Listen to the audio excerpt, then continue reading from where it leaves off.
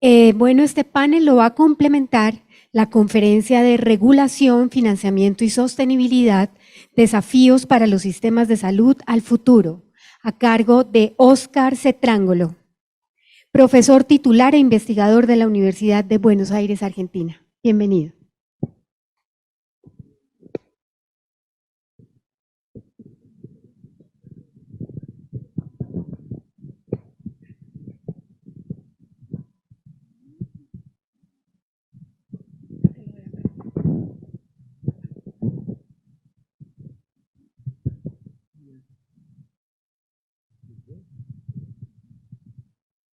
Bueno, buenas tardes. Un gran gusto estar con ustedes. Muchas gracias por la invitación a la gente de la OPS y del gobierno de Colombia. Me pidieron que hable sobre estos temas. Claramente es una visión muy desde el financiamiento, desde la economía del sector. No es la única, seguramente complementaria de las otras, ¿no? Pero sentimos que es necesario incorporarla. Básicamente, porque... ¿Dónde apunta? Básicamente porque cuando uno mira las cuestiones de regulación que están dominando muchas de las reformas y discusiones en las reformas de las últimas décadas, digamos, sin duda en todas las charlas que hemos tenido aparece como la década del 90 como un punto de quiebre, ¿no es cierto? Seguramente, más allá de la orientación, cada uno puede estar a favor o en contra, claramente es un periodo donde se dieron importantes cambios. Y lo cierto es que a lo largo de las últimas décadas el mercado ha evolucionado de cierta manera en donde uno debe pensar también en esa evolución como pega. Y la presentación tiene estos tres elementos. Yo decía, ¿por qué regulación? ¿No es cierto? La regulación en principio es cada vez más importante en un mercado que para los que estudiamos este tema sabemos que no asigna eficientemente los recursos. No hay tal cosa como que yo libero los mercados. No hay nadie en la teoría económica que defienda la total libertad en el mercado de la salud. Es un clásico que no es así. Entonces la regulación tiene que ver con cuestiones de eficiencia, pero necesariamente los sistemas nuestros que están tan fragmentados, cómo se organiza o se desorganiza esa fragmentación también requiere cierta regulación en términos de lo que cada gobierno quiere hacer. Y nuevamente aparece esta cuestión de las demandas por mayor gasto y cómo hacen los gobiernos para priorizar dentro de las demandas de la sociedad, y ahí nuevamente aparecen demandas y necesidades de regulación. Yo no me quiero extender sobre eso. Yo tengo una presentación un poco más larga de la que puedo presentar en estos 20 minutos. Yo voy a ir acelerando algunas líneas y parándome en algunas. De todos modos, la presentación ustedes después la tienen, y hay mucha información que fue presentada, sobre todo ayer, en la presentación de Claudia y algunas otras cuestiones que aparecieron. Lo primero, que acá sí me detengo unos minutos, ¿cuáles son los ejes críticos de la regulación hoy? Primero, lo que decía recién, el problema de asignación de recursos, la información asimétrica es un tema que para los economistas demanda un esfuerzo muy fuerte de regulación. Pero también es cierto que en este tipo de mercados van apareciendo formas nuevas de intermediación. Cada uno de nosotros conoce su país y sabe que van apareciendo nuevos intermediarios, nuevas formas de contratación entre el sector público y la seguridad social y el sector privado. Y eso, si nosotros queremos mantener el eje sobre la orientación de política, cualquiera que sea, debe estar sumamente regulado. Ahí la regulación es muy importante, y la regulación eficiente es lo que puede hacer que la política tenga éxito o no. Y en el fondo, lo que hay por detrás, estamos en esquemas en donde hay una combinación entre el sector privado, sector público, seguridad social. ¿Qué es lo que el sector privado está buscando? ¿Qué es lo que el sector privado, qué es lo que hace que el sector privado intervenga fuertemente en este sector? Claramente es la existencia de rentas innovativas. Y cuando aparecen rentas innovativas, ¿quién es el que va a descubrir el medicamento que cure tal cuestión? ¿Cuál es el Bueno, ahí aparecen posibilidades de rentas extraordinarias que claramente tienen que ser reguladas si queremos que el sistema sea sostenible y equitativo. Entonces, nuevamente, de parte de la sociedad hay una demanda cada vez más fuerte y de parte del sistema de nuevas tecnologías, hay un cambio demográfico muy fuerte y eso obliga a los gobiernos a fijar prioridades. Lamentablemente no se puede dar todo, eso todos los que trabajamos en el sistema lo sabemos, y hay que priorizar qué es lo más importante, y eso no deja de ser un desafío para cualquier esquema regulatorio. Eso nos lleva a la cuestión del financiamiento, porque estamos hablando de regulación en una región en donde siempre se habla de que son sistemas fragmentados, ¿no es cierto? Pero fragmentados, ¿por qué? Y acá un tema que quisiera incorporar que me parece que merece una atención es la fragmentación que existe en todo sistema que tenga una provisión a cargo del sector público y a cargo de la seguridad social. Obviamente fragmentación con el sector privado va a haber siempre que exista sector privado. Claramente ayer escuchábamos la presentación de Cuba, Cuba es una excepción. Pero si hay sector privado, claramente el que paga tiene otra atención. Diferente es cuando hay una fragmentación de derechos entre aquellos que tienen un trabajo formal y aquellos que no tienen un trabajo formal. Y acá hay una discusión que cada país lo tiene que resolver de una manera que le parezca. En mi opinión, no hay ninguna razón por la cual un trabajador formal tenga que tener una cobertura diferente a un desocupado o a un informal. Por lo menos en lo que hace a las políticas públicas, ¿no es cierto? Y ahí hay un tema que en la región merece cierta atención, y los rasgos que definen el financiamiento fragmentado en nuestra región es esta cuestión de la fragmentación entre seguridad social y sector público, hay en consecuencia un elevado gasto de bolsillo como muestra de ineficiencia e inequidad. Si hay algo que es una muestra clara de los dos problemas simultáneamente, es que es el elevado gasto de bolsillo. Uno gasta el bolsillo, ¿por qué? Porque el sistema no ha sido eficiente en darle lo que yo necesito, o porque es tan inequitativo que yo tengo que pagar lo que no me da la política pública. Los datos, por supuesto, los pasos rápido. Este es un tema que me gustaría resaltar. En la región, la prioridad del gasto en salud en los presupuestos públicos es baja. No voy a mirar los datos, es baja. Detalle no menor, que tiene que ver con otro tipo de discusión, en la región están cobrando, dentro del gasto social, una preeminencia muy, muy fuerte las demandas de los sistemas de pensiones. Ahí hay un conflicto dentro de los presupuestos públicos entre los sistemas de pensiones y los sistemas de salud. Y esto no es un tema menor. Los presupuestos no son infinitos, precisamente la charla es sobre sostenibilidad y financiamiento. El presupuesto no es infinito, hay que elegir, y lo que voy a decir es muy discutible, pero lo que pienso, nuestras sociedades me parece que están priorizando mucho más el pasado por sobre el futuro. Hay una presión muy fuerte en los derechos adquiridos de los sistemas de pensiones, que además son hijos de la misma fragmentación que tiene el sistema de salud, en donde aparecen sectores que no han podido contribuir a los sistemas y por lo tanto no tienen un ingreso asegurado. Con lo cual ahí hay un lío dentro de los presupuestos que excede mucho el problema del sistema de salud. Bueno, este tema lo paso de largo porque hemos ya dedicado una sesión entera a los recursos humanos y la disponibilidad.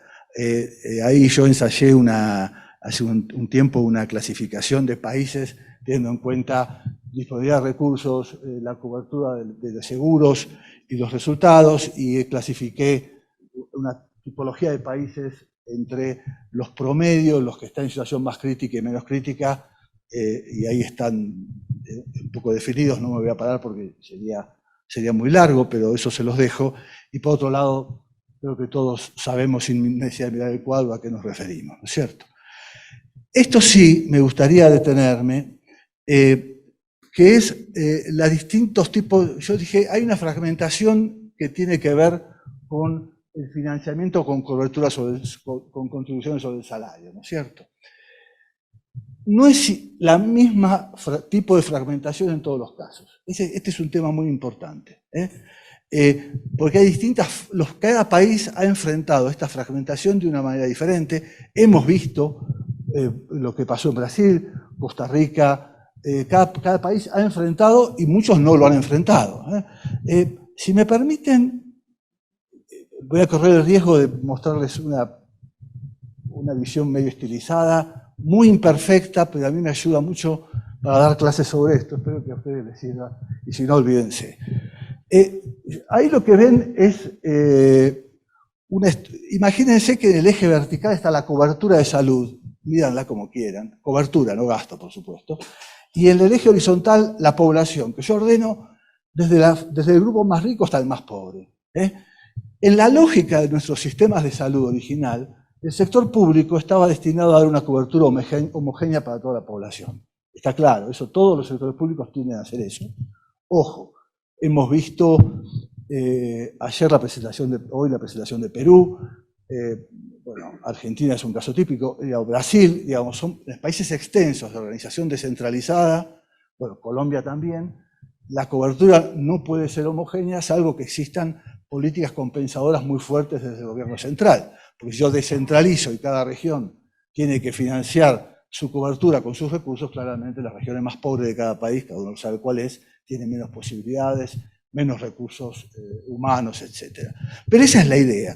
Sobre esa idea, muchos de nuestros países segmentaron la población en tres, entre los rentistas a la izquierda, los formales que tienen seguridad social y el resto de la población que tiene solamente sector público. Un poco esa sería una visión muy simple, estilizada. ¿Qué es lo que han tratado de hacer los países frente a eso? Bueno, hay distintas posibilidades. El caso de Brasil y Costa Rica son los casos en donde trataron de que la cobertura sea la misma para todos, sean o no sean formales. De una forma diferente. Costa Rica fue el primer caso, y yo no sé si hoy se podría hacer, pero por suerte para ellos lo hicieron primero y pudieron, que es juntar los dos financiamientos. Uy, se enojó Costa Rica. Juntar los dos financiamientos en una misma bolsa y todos tienen, si no me equivoco, el mismo acceso, la misma cobertura, sean aportantes o no aportantes de impuesto al salario. Brasil no pudo hacer eso porque, claro, los sectores medios tienen resistencia a ceder su financiamiento. Y Brasil, con la Constitución del 88, lo que hizo fue eliminar las contribuciones sobre el salario y crear. Claro, ahí el sistema también es homogéneo. Tema no menor, que sea equitativo no quiere decir que sea suficiente y dependerá, el nivel de la cobertura dependerá de los recursos involucrados. Paso rápido, la trayectoria, creo que la innovación más importante de Uruguay, que entiendo que otros países, sin duda Colombia ha tratado de seguir ese camino, México, Perú, pero ninguno llegó al desarrollo de Uruguay, que es crear un seguro público para los que no tienen la seguridad social contributiva, y a eso le voy incorporando recursos en la medida de mis posibilidades hasta equiparar los dos niveles de seguros. Uruguay lo pudo hacer, el ministro de Hacienda de aquel momento diría, bueno, nos costó 3 puntos del producto, pero lo hicieron, ¿no es cierto? Es un camino. Y el resto va tratando de ver qué hace. Hay dos casos de no preocupación por esta política de equidad, claramente mi país es un ejemplo divergente en donde, partiendo de aquello, vamos camino a un esquema más tipo americano, y Chile con la fragmentación entre ISAPES y FONASA, que hoy, nuevamente, en la reforma que están discutiendo, aparentemente van a empezar a discutir. Entonces, la fragmentación tiene que ver con eso, y toda vez que uno, y acá hay un tema con las estadísticas y cómo hace uso de los datos, toda vez que uno dice el gasto público es tal y ese gasto público incorpora gasto público de rentas generales más seguridad social, tiene que saber que no todo ese gasto tiene un componente redistributivo. Dentro de ese gasto público hay un componente de fragmentación, con lo cual uno debiera mirar la separación entre gasto público y seguridad social si quiere tener una visión un poco más completa. Esto lo incorporé porque me pareció que vale la pena, por la discusión, alguna discusión que hubo ayer, que es cuando uno tiene este esquema de financiamiento es muy sensible a las crisis macro. ¿Por qué? Porque la crisis macro lo que hace es hacer caer el empleo formal, entonces cae la población cubierta por el seguro social y esa población es más demanda sobre el sector público. La caída de salarios, como el sector se financia con impuestos al salario, con carga al salario, una caída de salario real reduce las capacidades financieras de la seguridad social, nuevamente mayor demanda sobre el sector público.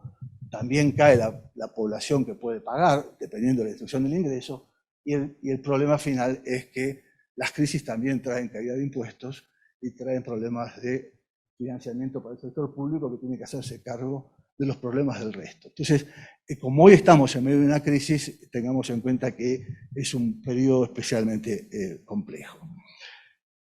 Yo no sé cuánto tiempo me queda. ¿Quién llevará? Para saber si esto lo trato o no lo trato. Nada, yo había incorporado, porque me parece importante, una sección sobre las cuentas públicas de los países de la región para ver quién tiene más margen y menos margen. Paso rápido la información para saber que la región venía encontrando equilibrio fiscal. Este es un punto importante, digamos. Ninguna política pública, tal vez muy desde mi formación, uno no puede plantear políticas que generen déficit porque el déficit hay que financiarlo y genera problemas sociales de otro tipo. La región iba encontrando una situación de equilibrio fiscal, la pandemia nos sacó de ese sendero, nos llevó a un déficit fiscal muy elevado, con justas razones y financiado de distintas maneras, muchas veces con emisión monetaria, y un poco el reflote inflacionario actual tiene que ver con eso. La región está tratando de encontrar nuevamente, salvo casos, ¿no es cierto?, una situación de equilibrio. Por eso el tema de sostenibilidad es muy importante, pero la sostenibilidad no es sostenibilidad del sistema de salud, la sostenibilidad es del sistema fiscal en su conjunto, es de todos. Entonces, así mirados, uno tiene que empezar a mirar qué es lo que hace que una política de salud sea o no sostenible. Y hay dos cuestiones. Primero, si el país puede o no puede y quiere aumentar los recursos. Si hay algo que caracteriza a América Latina es que es una región con baja carga tributaria. Y sobre todo baja carga tributaria de lo más redistributivo que es el impuesto a las rentas de las personas físicas. Este es el problema. Ahora, salvo Argentina, Brasil y en parte Uruguay, que tienen una presión tributaria mucho más elevada. El resto de la región tiene margen, pero una vez que tiene margen, el otro tema que tiene que ver con el espacio fiscal es si hay o no hay predisposición en la discusión presupuestaria local de poner la salud como prioridad. Por eso yo les quería mostrar aquel gráfico original donde veíamos que hoy por hoy la salud no es una prioridad dentro de los presupuestos. Ahí hay otro tipo de discusión que hay que tener en cuenta. Perdón, paso rápido, información sobre recursos tributarios, que al que le interese después lo puede mirar y llorar si quiere, y están los datos de los países, etc. Y quiero detenerme en los minutos finales que tengo sobre un poco de cuidado sobre las reflexiones finales, un poco para resumir los mensajes, ¿no es cierto? Entonces, un punto es que los países de alguna manera tienen que salir de esta crisis recobrando control sobre las cuentas públicas, ¿no es cierto? En todos los casos hay margen para aumentar impuestos y se verá qué país prioriza o no prioriza el gasto en salud. Ahí, obviamente, siempre hay una discusión entre gente de un sector, todos coincidimos que el sector es lo más importante que existe, pero si uno va a la sala de al lado, discute con los maestros o con los adultos, etcétera, va a encontrar que todos tienen una razón para eso, y después se va a encontrar con el ministro de Economía que le va a decir, sí, pero mirá que si no destinamos esto a inversión no crecemos, y si no crecemos no hay plata para nadie.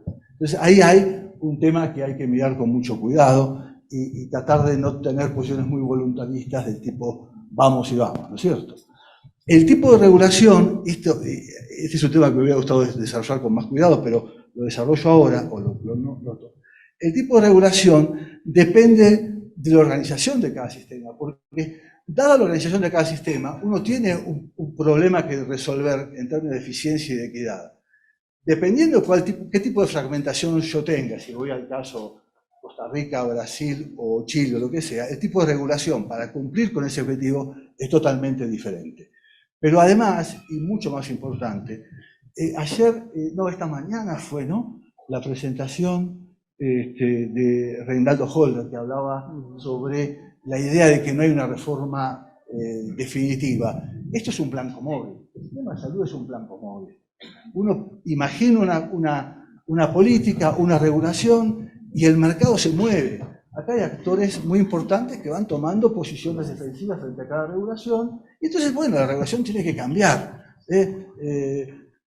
Hoy hablaba en el almuerzo algo sobre la Ley 100. La Ley 100 para ustedes pasó hace mucho tiempo, seguramente tendrán que reformularla. Eso no quiere decir que la Ley 100 estuvo mal, quiere decir que pasó mucho tiempo y hay que ir adaptándose. Entonces, en temas de regulación de los mercados es muy importante. ¿Por qué? Porque son sectores en donde la regulación es muy difícil, en donde los recursos que la sociedad destina a estos sectores es mucho. Estamos hablando de 6, 7, 8 en mi país, 10 puntos del producto, 10 puntos del producto en sectores difícilmente regulados y con capacidades de rentas innovativas enormes. Entonces la regulación tiene que ser muy importante y hay que estar muy atento a ver cómo se van desarrollando las nuevas formas de intermediación dentro del mercado. Si uno no mira eso, reformas con muy buena intención pueden llevar a grandes fracasos. Y para eso, un poco en relación con lo anterior, para eso hace falta recursos humanos sumamente capacitados. No son solamente los recursos humanos que están al frente de los servicios, también son los recursos humanos que están en la gestión, en la regulación, en el diseño de las políticas. Si no hacemos eso, difícilmente tengamos éxito en las reformas. Bueno, perdón el apuro, pero muchísimas gracias.